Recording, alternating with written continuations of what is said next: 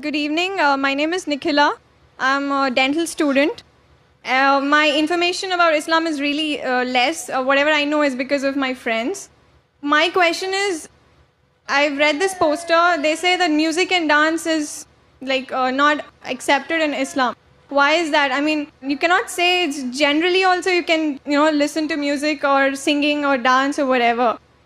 You cannot just say only for Bharatnatyam or for any form of dance you have music. In general music also we have you when you praise God, when you show your emotions. Why is it said that music and dance is not allowed? Sister asked the question that why is it in Islam that music and dance are prohibited? First I'll come to music, then I'll go to the dance. As far as music is concerned, our beloved Prophet Muhammad said that the musical instruments, as a general rule, they are prohibited, except he gave permission for the duff, that is the one-sided open drum, called as duff or duffli. Besides that, the Prophet prohibited because, if you analyze, it takes a person away from the remembrance of Allah subhanahu wa ta'ala, from the remembrance of Almighty God.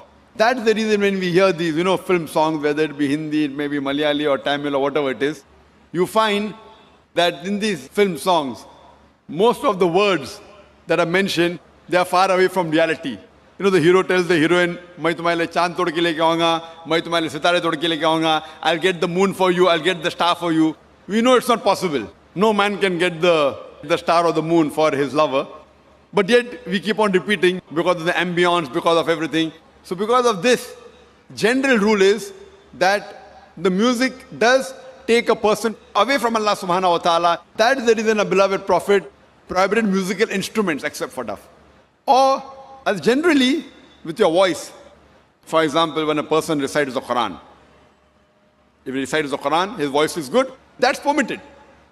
Because that takes a person towards Allah subhanahu wa ta'ala. The musical instruments along in the background do create a different ambience.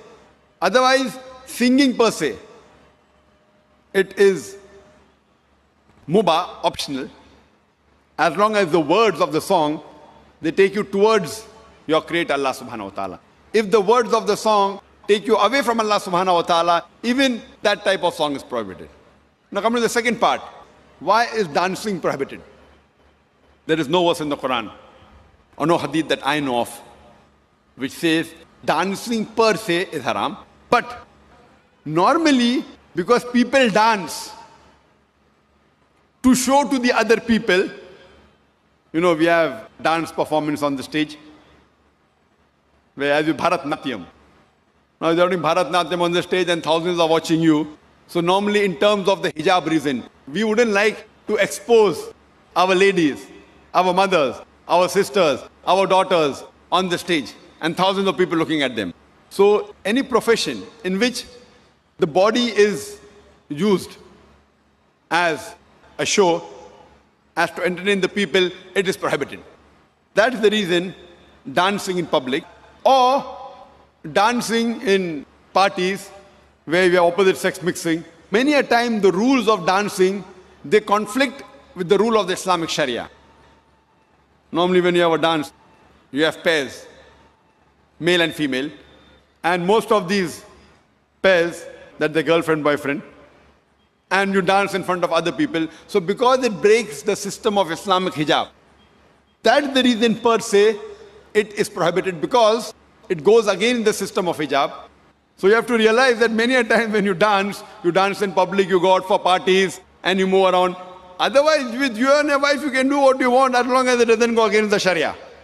Alone in closed doors, husband and wife, what they want to do, as long as it doesn't go against the rules of the Quran and Sahih Hadith, there's no problem. But because most of the time dancing exploits the body, it includes singing, dancing, you go on the stage and other people are watching, so it breaks the rules of Sharia, of the hijab. And you can hear my video cassette, Women's Rights in Islam, Modernizing Outdated, which speaks in detail. Why do we Muslims protect, why do we love, why do we revere our women for? Because we love our women, that's the reason we protect them, and we don't want to exhibit them. That's the reason professions which involve singing in public, or dancing, or modeling, these professions are prohibited for a lady. Hope that answers the question.